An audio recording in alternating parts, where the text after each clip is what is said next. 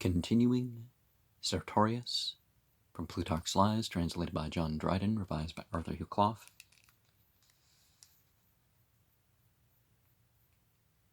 His arrival in Mauritania being very acceptable to the Moors, he lost no time.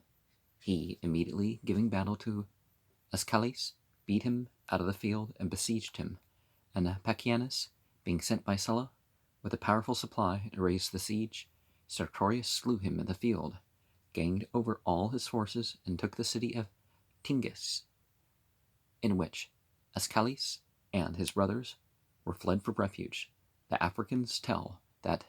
Antaeus was buried in this city, and Sertorius had the grave opened, doubting the story, because of the prodigious size, and finding there his body in effect, it is said, full 60 cubits long, he was indefinitely astonished, offered sacrifice, and heaped up the tomb again,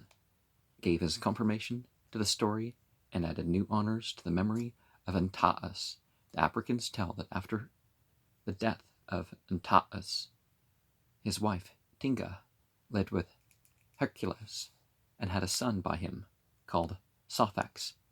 who was the king of these countries. Elsewhere we find out that Atlantis is,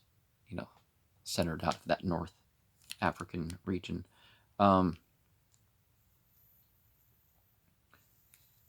Atlantis was the king at some point, and gave his mother's name to this city, whose son also was Diodorus, a great conqueror, brought the greatest part of the Libyan tribes under his subjection, with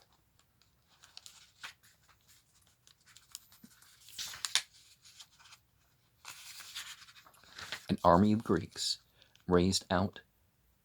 of the colonies of the Olbians and Macenaeans, placed here by Hercules. So we're talking about a pre-Egypt, pre-Dogon sort of culture, right? Thus much I may mention for the sake of King Juba, all the monarchs, the greatest student of history, whose ancestors are said to have sprung from Theodorus and Sophax. When the Sertorius had made himself absolute master of the whole country, he acted with great fairness to those who had confided in him, and who yielded his mercy. He restored them to their property, cities, and government, accepting only of such acknowledgments as they themselves freely offered. Animosity considered which way next to turn his arms, the Lusitanians sent ambassadors to desire him to be their general, for, being terrified with the Roman power, and finding the necessity having a commander of great authority and experience in war, being also sufficiently assured of his worth and valor by those who had formerly known him, they were desirous to commit themselves especially to his case. And in fact, Sertorius is said to have been of a temper unassailable either by fear or pleasure, in adversity and dangers undaunted, and no ways puffed up with prosperity.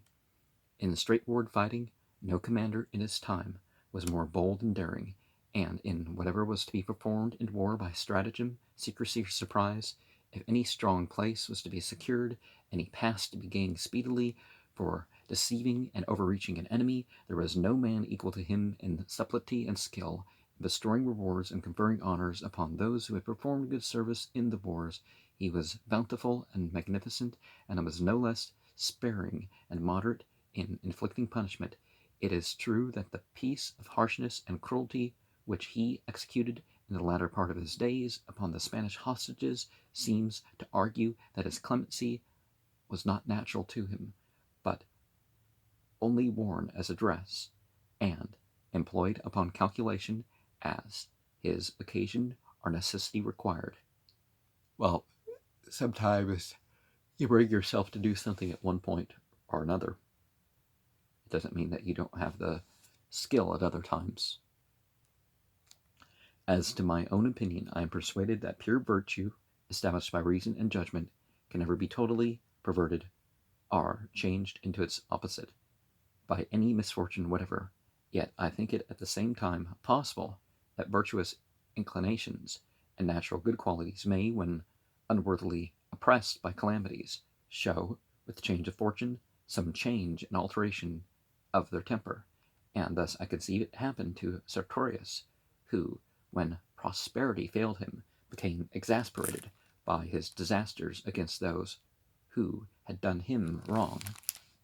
The Lusitanians, having sent for Sertorius, he left for Africa, and, being made general with absolute authority, he put all in order amongst them, and brought the neighboring parts of Spain under subjection. Most of these tribes voluntarily submitted themselves, won by the fame of his clemency and of his courage, and to some extent also he availed himself of cunning artifices of his own devising to impose upon them and gain influence over them, amongst which certainly that of the Hind was not the least. Spanus, a countryman who lived in those parts, meeting by chance a Hind that had recently calved, not Hind as in Hindu, lowercase Hind, flying from the hunters, let the dam go, and pursuing the fawn, took it, being wonderfully pleased with the rarity of the color, which was all milk white, as at that time Sertorius was living in the neighborhood, and accepted gladly any presents of food, fowl, or venison that the country afforded, and rewarded liberally to those who presented them. The countryman brought him his young hind, which he took and was well pleased with at the first sight, but when in time he had made it so tame and gentle that it would come when he called and followed him wheresoever he went, and could endure the noise and tumult of the camp, knowing well that uncivilized people were naturally prone to superstition. By little and little he raised it into something preternatural, saying that it was given him by the goddess Diana. Be honest about that sort of stuff, but perhaps in a way that's what one believes. So, and that it revealed to him many secrets. He added also further contrivances. If he had received at any time private intelligence that the enemies had made an incursion into any part of the districts under his command, or had solicited any city to revolt, he pretended that the Hind had informed him of it in his sleep, and charged him to keep his forces in readiness, or if again he had noticed that any of the commanders under him had got a victory, he would hide the messengers and bring forth the Hind crowned with flowers for joy of the good news that was to come, and would encourage them to rejoice and sacrifice to the entities for the good account they should soon receive of their prosperous success. By such practices he brought them to be more tractable and obedient in all things, for now they thought themselves no longer to be led by a stranger, but rather conducted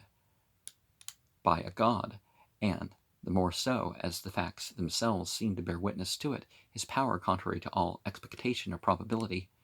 continually increasing, for with 2,600 men, whom for honor's sake he called Romans, combined with 700 Africans, who landed with him when he first entered Lusitania, together with 4,000 targeteers and 700 horse of the Lusitanians themselves, he made war against 4 Roman generals, who commanded 120,000 foot, 6,000 horse, 2,000 archers and slingers, and had cities innumerable in their power, whereas at first he had not above 20 cities in all. From this weak and slender beginning he raised himself to the command of large nations of men, and the possession of numerous cities, and of Roman commanders who were sent against him. He overthrew Canta in a sea fight in the Channel, near the town of Malaria. He routed Phidias, the governor of Baetica, and with the loss of 2,000 Romans near the banks of the river Batis,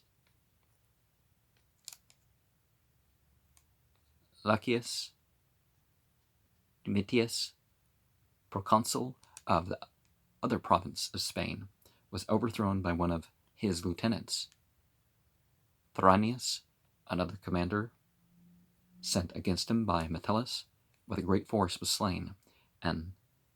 Metellus, one of the greatest and most approved Roman generals then living, by a series of defeats was reduced to such extremities that Lucius Manlius came to his assistance out of Gallia, Narbonensis, and Pompey the Great was sent to Rome itself in all haste with considerable forces, nor did Metellus know which way to turn himself in a war with such a bold and ready commander, who was continually molesting him, disturbing him, and yet could not be brought to a set battle, but by the swiftness and dexterity of his Spanish soldiery was enabled to shift and adapt himself to any change of circumstances. Metellus had experience in battles, fought by regular legions of soldiers, fully armed and drawn up in due order into a heavy standing phalanx, admirably trained and encountering and overpowering an enemy who came to close combat, hand to hand, but entirely unfit for climbing among the hills, and competing incessantly with the swift attacks and retreats of a set of fleet mountaineers are to endure hunger and thirst, and live exposed like them to the wind and weather, without fire or covering. Besides being now in years, and having been formerly engaged in many fights and dangerous conflicts, he had grown inclined to a more remiss, easy, and luxurious life, and was the less able to contend with Sertorius, who was in the prime of his strength and vigor, and had a body wonderfully fitted for war, being strong, active, and temperate, continually accustomed to endure hard labor, to take long, tedious journeys, to pass many nights together without sleep, to eat little, and be satisfied with very coarse fare, and who was never stained with the least excess in wine. Even when he was most at leisure, what leisure time he allowed himself he spent in hunting and riding about, and so made himself thoroughly acquainted with every passage for escape when he would fly, and for overtaking and intercepting a pursuit, and gained a perfect knowledge of where he could and where he could not go, insomuch that Metellus suffered all the inconveniences of defeat, although he earnestly desired to fight, and Sertorius, though he refused the field, reaped all the advantages of a conqueror, for he hindered them from foraging, and cut them off from water. If they advanced, he was nowhere to be found. If they stayed in any place and encamped, he continually molested and alarmed them. If they besieged any town, he presently appeared and besieged them again, and put them to extremities for want of necessaries. And thus he so wearied out the Roman army that when Sertorius challenged Metellus to fight singly with him, they commended it and cried out it was a fair offer, a Roman to fight against a Roman, and a general against a general. And when Metellus refused the challenge, they reproached him. Metellus derided and contemned this, and rightly so, for, as Theophrastus observes, a general should die like a general, and not like a skirmisher. But perceiving that the town of the Langobrita, which gave great assistance to Sertorius, might easily be taken for want of water, as there was but one well within the walls, and the besieger would be master of the springs and fountains in the suburbs, he advanced against the place, expecting to carry it in 2 days' time, there being no more water, and gave command to his soldiers to take 5 days' provision only. Sertorius, however, resolving to send speedy relief, ordered 2,000 skins to be filled with water, naming a considerable sum of money for the carriage of every skin, and many Spaniards and Moors undertaking the work, he chose out those who were the strongest and swiftest of foot, and sent them through the mountains, with order that when they had delivered the water, they should convey away privately all those who would be least serviceable in the siege, that there might be water sufficient for the defendants. As soon as Metellus understood this, he was disturbed, as he had already consumed most part of the necessary provisions for his army. But he sent out Aquinas with 6,000 soldiers to fetch in fresh supplies. But Sertorius, having notice of it, laid an ambush for him, and having sent out beforehand 3,000 men to take post in a thickly wooded watercourse, with these he attacked the rear of Aquinas in his return, while he himself, charging in the front, destroyed part of his army, and took the rest prisoners, Aquinas only escaping after the loss of both his horse and his armor, and Metellus, being forced shamefully to raise the siege, withdrew amidst the laughter and contempt of the Spaniards, while Sertorius became yet more the object of their esteem and admiration. He was also highly honored for his introducing discipline and good order amongst them, for he altered their furious, savage manner of fighting, and brought them to make use of the Roman armor, taught them to keep their ranks and observe signals and watchwards, and out of a confused number of thieves and robbers, he constituted a regular, well-disciplined army. He bestowed silver and gold upon them liberally to gild and adorn their helmets, and had their shields worked with various figures and designs. He brought them into the mode of wearing flowered and embroidered cloaks and coats, and by supplying money for these purposes, and joining with them in all improvements, he won the hearts of all. That, however, which delighted them most was the care that he took of their children. He sent for all the boys of noblest parentage out of all their tribes, and placed them in the great city of Osca, where he appointed masters to instruct them in Grecian and Roman learning, that when they came to be men, they might, as he professed, be fitted to share with him in authority, and in conducting the government, although under this pretext he really made them hostages. However, their fathers were wonderfully pleased to see their children going daily into the schools in good order, handsomely dressed in gowns edged with purple, and that Sertorius paid for their lessons, examined them often, distributed rewards to the most deserving, and gave them the golden bosses to hang about their necks, which the Romans called bala, there being a custom in Spain that when a commander was slain in battle, those who attended his person fought it out till they all died with him, which the inhabitants of those countries called an offering or libation. There were few commanders that had any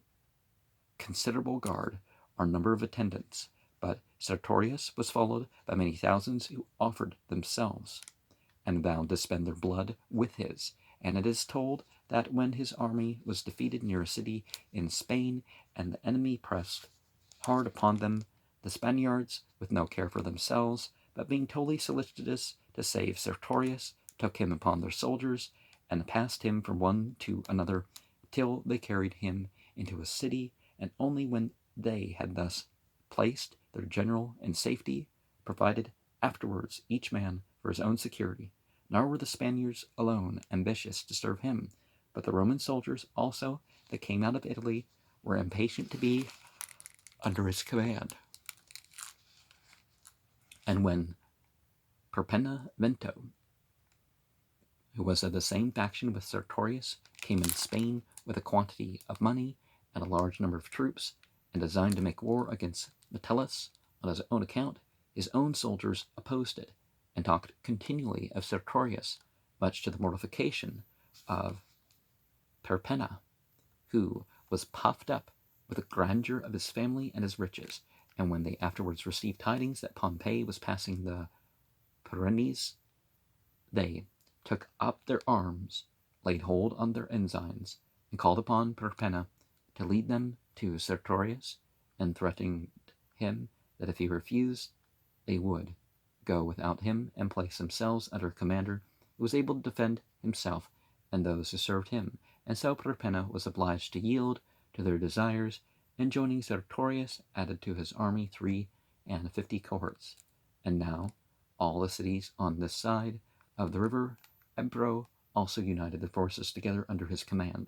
His army grew great, and they flocked together and flowed in upon him from all quarters. But when they continually cried out to attack the enemy and were impatient of delay, their inexperienced, disorderly rashness caused Sertorius much trouble, who at first strove to restrain them with reason and good counsel, but when he perceived them refractory and unseasonably violent, he gave way to their impetuous desires, and permitted them to engage with the enemy in such sort that they might, being repulsed, yet not totally routed, become more obedient to his commands for the future, which happening as he anticipated, he soon rescued them and brought them safe into his camp, after a few days being willing to encourage them again. When he had called all his army together, he caused 2 horses to be brought into the field, one old feeble lean animal, the other a lusty strong horse with a remarkably thick and long tail. Near the lean one he placed a tall strong man, and near the strong young horse a weak, despicable looking fellow. And at a sign given, the strong man took hold of the weak horse's tail with both his hands, and drew it to him with his whole force, as if he would pull it off. The other, the weak man, in the meantime set to work to pluck off hair by hair from the great horse's tail. When the strong man had given trouble enough to himself in vain, and sufficient diversion to the company, and had abandoned his attempt, whilst the weak, pitiful fellow, in a short time, with little pains, had left not a hair on the great horse's tail, Sertorius rose up and spoke to the army. "You see, fellow soldiers, that perseverance is more prevailing than violence, and that many things which cannot be overcome when they are together yield themselves up when taken little by little. Assiduity and persistence are irresistible, and in time overthrow and destroy the greatest powers whatever, time being favorable friend and assistance of those who use their judgment to wait his occasions, and the destructive enemy of those who are unreasonably urging and pressing forward. With a frequent use of such words and such devices, he soothed the fierceness of the barbarous people, and taught them to attend and watch for their opportunities. Of all his remarkable exploits, none raised greater admiration than that which he put in practice against the Caracitanians. These are a people beyond the river Tagus, who inhabit neither cities nor towns, but live in a vast high hill, within the deep dens and caves of the rock, the mouths of which open all towards the north.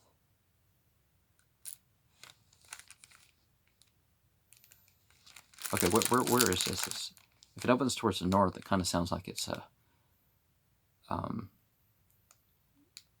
closer to the equator, but what we're hearing sounds further north, maybe. The country below it is a soil resembling a light clay, so loose as easy to break into powder. It is not firm enough to bear any one that treads upon it, and if you touch it in the least, it flies about like ashes or unslacked lime. In any danger of war, these people descended into their caves, and carried in their booty and prey along with them, stayed quietly within, secure from every attack. And when Sertorius, leaving Metellus some distance off, had placed his camp near this hill, they slighted and despised him, imagining that they retired into these parts, being overthrown by the Romans. And in Surah 18 of the Quran, Ayat 17, we have the case of the people of the cave, and they were facing north. So these were Turkish people or something, right? Well, and whether out of anger or resentment, or out of his unwillingness to be thought to fly from his enemies early in the morning, he rode up to view the situation of the place, finding there was no way to come at it. As he rode about, threatening them in vain and disconcerted, he took notice that the wind raised the dust and carried it up towards the caves of the Caricitanians,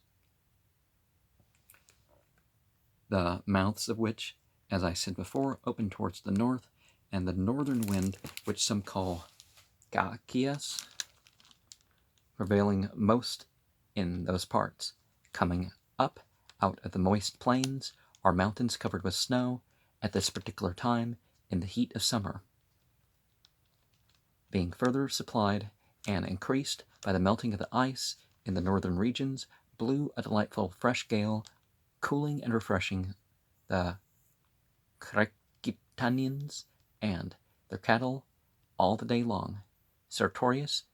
considering well all circumstances in which either the information of the inhabitants or his own experience had instructed him, commanded his soldiers to shovel up a great quantity of this light dusty earth, to heap it together and make a mount of it over against the hill in which those barbarous people resided, who, imagining that all this preparation was for raising a mound to get at them, only mocked and laughed at it. However, he continued the work till the evening, and brought his soldiers back into their camp. And that kind of reminds you of later in the chapter, right? Later in Surah 18. And when I say Turk, I don't just mean the country of Turkey. It was like one of the phrases that referred to the Sakis people. So up through Turkey and, into what may soon become part of Russian rule again. The next morning, a general breeze at first arose and moved the lightest parts of the earth and dispersed it about as the chaff before the wind. But when the sun, coming to be higher, the strong northerly wind had covered the hills with the dust, the soldiers came and turned this mound of earth over and over, and broke the hard clods in pieces, whilst others on horseback rode through it backwards and forward, and raised a cloud of dust into the air. There with the wind, the whole of it was carried away and blown into the dwellings of the Caricitanians, alling about, open to the north, and there being no other vent or breathing place than that through which the Cachias rushed in upon them, it quickly blinded their eyes and filled their lungs, and all but choked them, whilst they strove to draw in the rough air mingled with dust and powdered earth, nor were they able, with all they could do, to hold out above 2 days, but yielding up themselves on the third, adding by their defeat not so much of the power of Sertorius as to his renown, improving that he was able to conquer places by art which were impregnable by force of arms, so long as he had to do with Metellus, who was thought to owe his successes to his opponent's age and slow temper, which were ill-suited for coping with the daring and activity of one who commanded a light army, more like a band of robbers than regular soldiers. Now, clear up towards, Siberia and stuff like this, underground stuff, going much older than people think civilization ever possibly existed. Not quite so old in the Americas, tens of thousands of years. Stuff's rumored 400,000 years, which would bring it closer to the oldest of the Hyperborean stuff, at least halfway. But, yeah. When Pompey also passed over the Pyrenees, and Sertorius pitched his camp near him and offered and himself accepted every occasion by which military skill could be put to the proof, and in this context of dexterity was found to have the better, both in baffling his enemies' designs and in over-scheming himself. The fame of him now spread even to Rome itself as the most expert commander of his time, for the renown of Pompey was not small, who had already won much honor by his achievements in the wars of Sulla, from whom he received the title of Magnus, and who was called Pompey the Great, and who had risen to the honor of triumph before the beard had grown on his face, and many cities which were under Sertorius, were on the very eve of revolting and going over to Pompeii, and when they were deterred from it by that great action, amongst others, which he performed near the city of Lauron, contrary to the expectation of all, for Sertorius had laid siege to Lauron, and Pompey came with his whole army to relieve it, and there being a hill near the city very advantageously situated, they both made haste to take it. Sertorius was beforehand and took possession of it first, and Pompey, having drawn down his forces, was not sorry that it had thus happened, imagining that he had hereby enclosed his enemy between his own army and the city, and sent in a messenger to the citizens of Lauron to bid them be of good courage, and to come upon their walls, where they might see their besieger and besieged. Sertorius, perceiving their intentions, smiled, and said he would now teach Sulla's scholar, for so he called Pompey in derision, that it was the part of a general to look as well behind him as before him, and at the same time showed them 6,000 soldiers, whom he had left in his former camp, from whence he marched out to take the hill, where if Pompey should assault him, they might fall upon his rear. Pompey discovered this too late,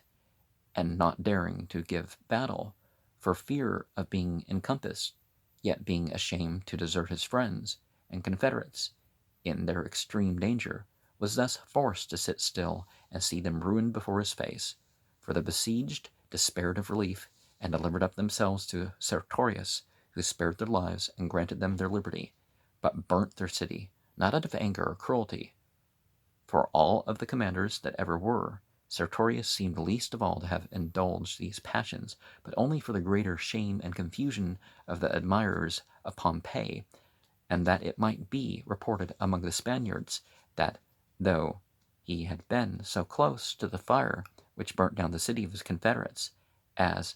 actually to feel the heat of it, he still had not dared to make any opposition. Oh, this was in Spain? Okay. Well, there's a lot of old caves in that region, but nowhere near as old as the other side, right? Well, the Turkey stuff, for the most part, is Spain and France, and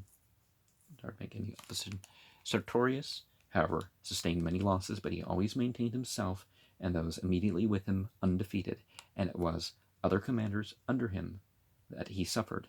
and he was more admired for being able to repair his losses for the recovering the victory than the Roman generals against him for gaining these advantages, as at the battle of Sacro against Pompey, and at the battle of near